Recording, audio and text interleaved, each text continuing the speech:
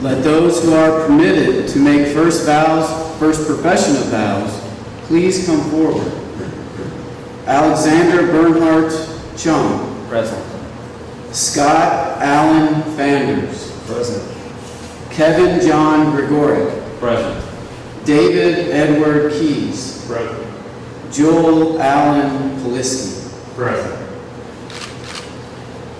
Dear brothers, what do you ask of God and His Holy Church? Reverend Father, we ask for the grace to serve God in the congregation of the Marian Fathers of the Immaculate Conception of the Most Blessed Virgin Mary. Let us praise God who has chosen you so that you may walk with us in the newness of life. Thanks be to God.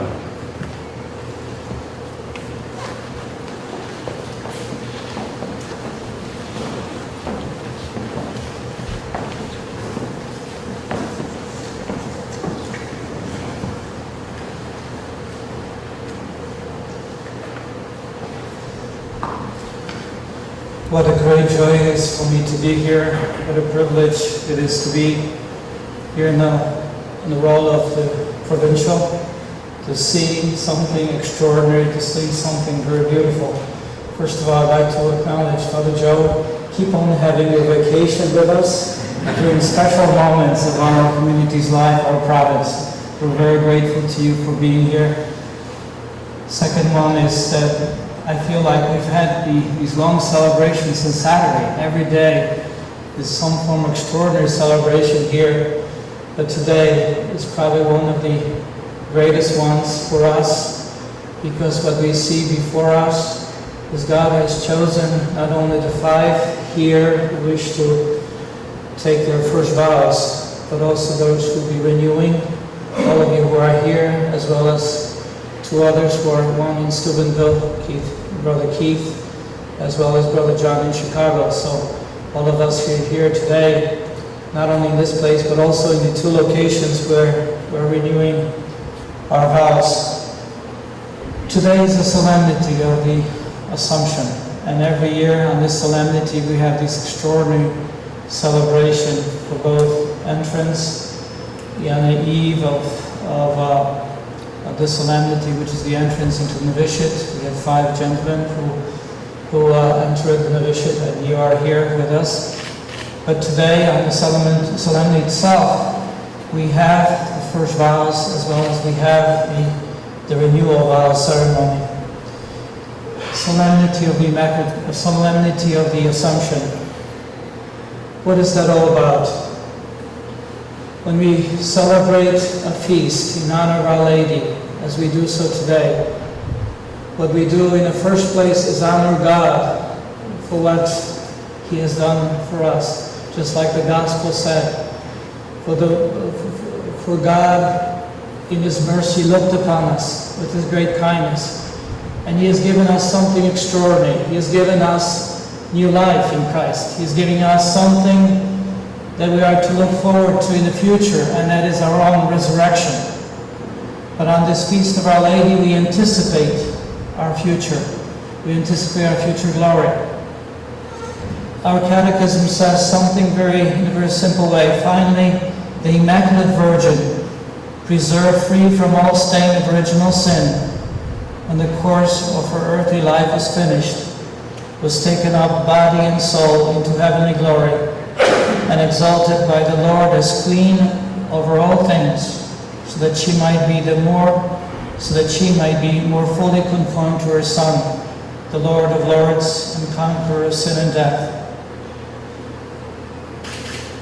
The Catechism, as well as the document on the Assumption, speaks very clearly that when Our Lady's days came to an end here on earth, she was taken to heaven.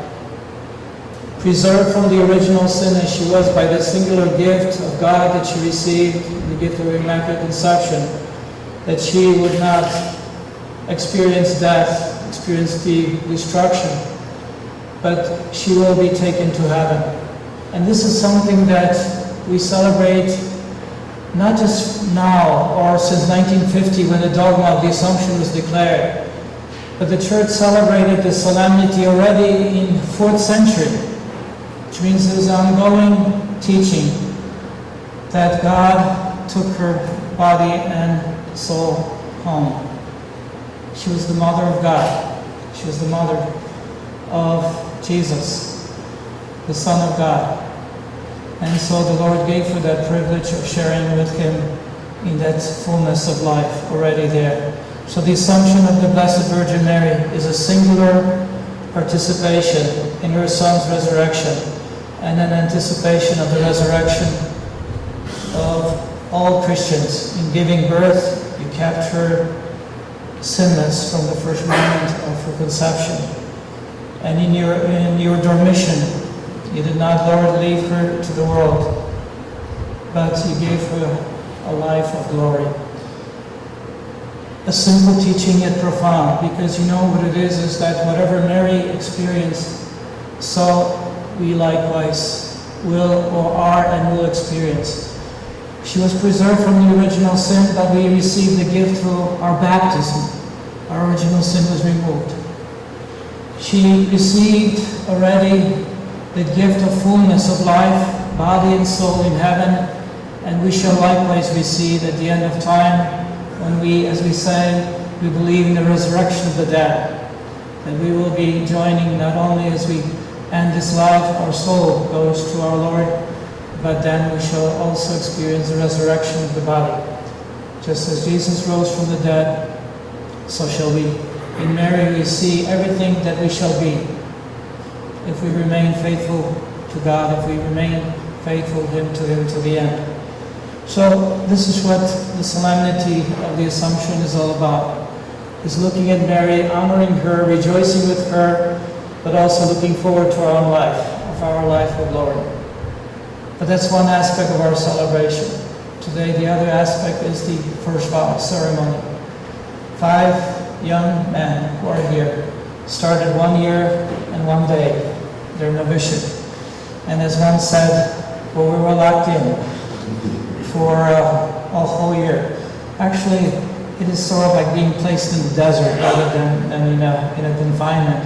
Because what happens is that during this year, each one of them had to undergo a deep soul searching, a discernment, a letting go of many things, a looking at life in a slightly different way, a way whereby eternity is no longer something out there, but eternity is here and is present. Just like the kingdom of God is not something into the future we look forward to, even though in the fullness, yes it is, but something here already.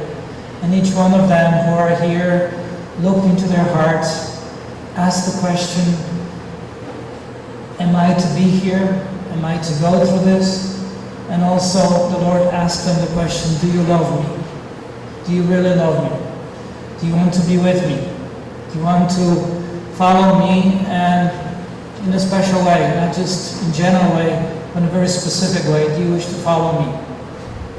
And each one of them who's here said, Lord, you have given me thus far the grace, and I can say yes, thus far, because we only live day by day and say yes to Him each day. The package is not given just like we have to nourish and eat every day. We can't eat today for next 2 weeks, but each day we have to, partake of the food. In some ways we do the same thing by grace. We partake of the grace each day and we say yes to Him. Help me to follow you. Help me to fulfill your mission for my life. Help me to do your will, that your glory may come, that I may share in your life, and that I may lead many to you through my own witness, through my own body, my mouth, my heart, my prayers, and ultimately a life of sacrament. So they had to say yes. I spoke with them periodically. At the beginning, halfway through, towards the end, sometimes I had individual meetings. And so in some ways I shared their journey, and that's why there's such a great joy in my heart to see them saying yes to the Lord. So far you have given me the grace, and I wish to follow you. They don't want to say no, because you have given me this privilege to share in your Son's mission. You know that religious life is actually a life of faith. Remember Jesus who said, Father, he says, just as you have sent me, so I wish to send them. I wish to send them to proclaim your kingdom, to proclaim your glory and eternal life. Just as the Father has sent me, so I sent you.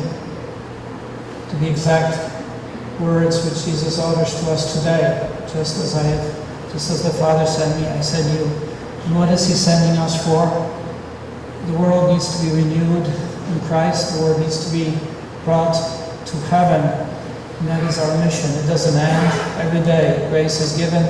But at the end, and each day, the Lord is asking us, give me your heart so I can work through you. Extraordinary things, miracles. Vows, the vow of poverty, chastity, obedience, is unique in many ways. It's unique because it is something that every religious person, man and woman, offers to God. But what does it mean? Poverty, chastity, and obedience. Basically what it means is to say yes to Christ. Say yes, that you're enough for my life, enough even if I don't have all the material aspects, even if I lack certain things, but I say yes to you because you are my all. If I have you, I will not lack anything. It is saying yes to the sense of obedience, but what it means is basically we're saying, I want to do your will. I have come to do your will. How it is manifested? Yes, sometimes through the constitutions in explicit ways, sometimes through superiors, sometimes through a discernment of your heart, whereby the Lord leads you and say, yes, I want to follow you. I want to be obedient to you. I don't want to just be obedient to the cultural trends, to the values of this world which keep on changing from age to age. But I want to say yes to you because you are the one. You have the words of eternal life, like St. Peter says. And Jesus looked at them and many people left him and wanted to go because he said that I am the bread of life. Whoever eats the flesh of the Son of Man and drinks his blood shall have life eternal. But many, when they heard these words, they left him. They said, you can't comprehend this. It's too hard for us to grasp. And Jesus turns to his disciples and says, do you also wish to leave me? And Peter at that time says, no, Lord, you have the words of eternal life. To whom shall we go? Where should we follow? Should we follow the dictates of cultural elements which are not of God, which are so secularized, sometimes which are self-feeding only, rather than feeding others? And this is whereby the vows mean, I want to do your will. And finally, the third aspect of the vows is the chastity. Means, Lord, you alone, again, are sufficient for me. Even though, God, you have made us men and women, we have the gifts of each other, and yet in a special way, in this particular way, I will not leave my mother and father and be joined to a wife, but that I will be there by myself with you, just as Jesus was, just as St. Paul was, and many others.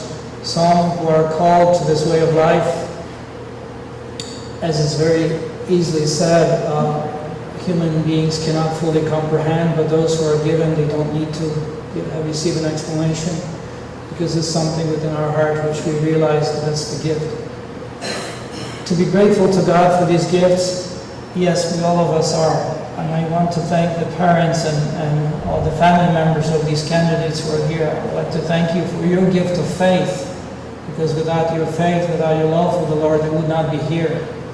Many are inspired from day one to respond to that gift of vocation because of you, because of who you are. What you have given them is a foundation.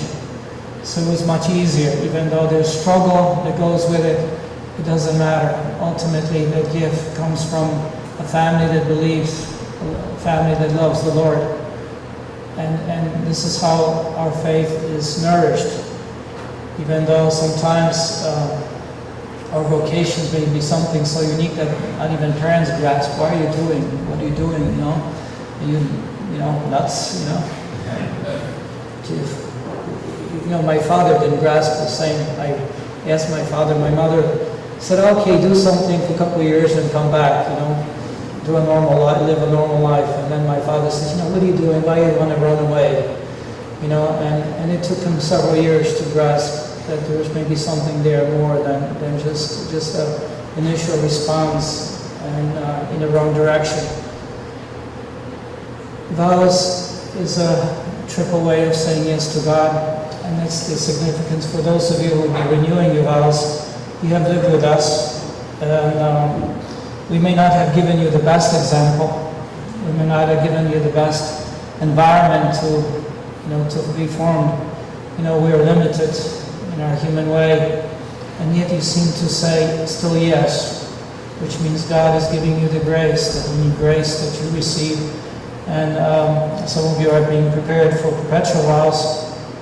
One will take perpetual vows tomorrow. There are several who are waiting in line to receive perpetual vows, and we are grateful to God for you for considering to commit yourself for life. And tomorrow, Brother Matthew will be taking your perpetuals, and so it will be again another significant step, but as well as saying yes to God for life. Finally, such moments are truly joyful. They're exciting. And I look back on my own life and my own celebrations of these moments. I always thought of saying, okay, God, if you have led me thus far, I hope you're going to lead me to the full scope of my mission. It is not only a religious life, but also priesthood. Majority of our candidates here, or all of the members present, wish to be priests, not only religious but also priests. It's a unique gift, being both religious and priest. Most of the priests are diocesan; they live and work in parishes. But religious communities also have this gift. Our community has that. And it's a unique way of living, both priesthood and religious life.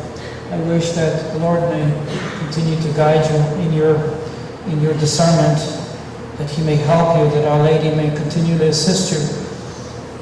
Finally, there's a first reading from the Ephesians, for the feast or solemnity of the Assumption, which is very powerful. This is my prayer as well as the conclusion of this reflection.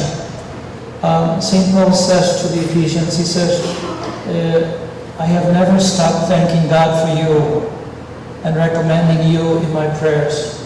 By the way, this is my wish also.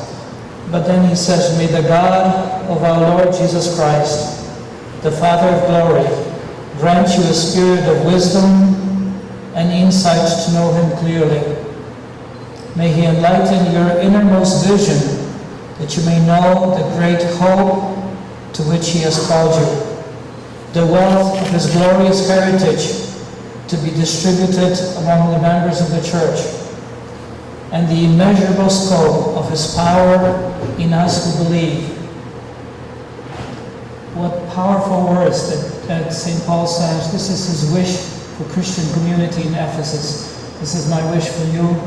It's a wish for all of us, so that we may know the great hope to which He has called us, the great wealth of His glorious heritage to be distributed among the members of the Church. We're the carriers of His treasures, immeasurable, incredible, and the immeasurable scope and His power in us who believe.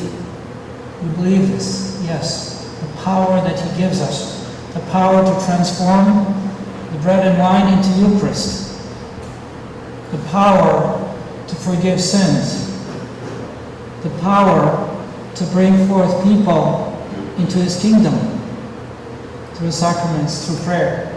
That's the power. It's extraordinary. It's hard for us to even grasp. And then he says finally, it is like the strength He showed us in raising Christ from the dead. This is the power, the strength. As God the Father raised His Son, in raising Christ from the dead and seating Him at His right hand in heaven, high above every principality, power, virtue, and domination, and every name that can be given in this age and in age to come. For why did he give us? Because he's merciful. His mercy knows no bounds. My soul proclaims the greatness of the Lord. My spirit rejoices in God my Savior, for he has looked upon us with his kindness, with his mercy.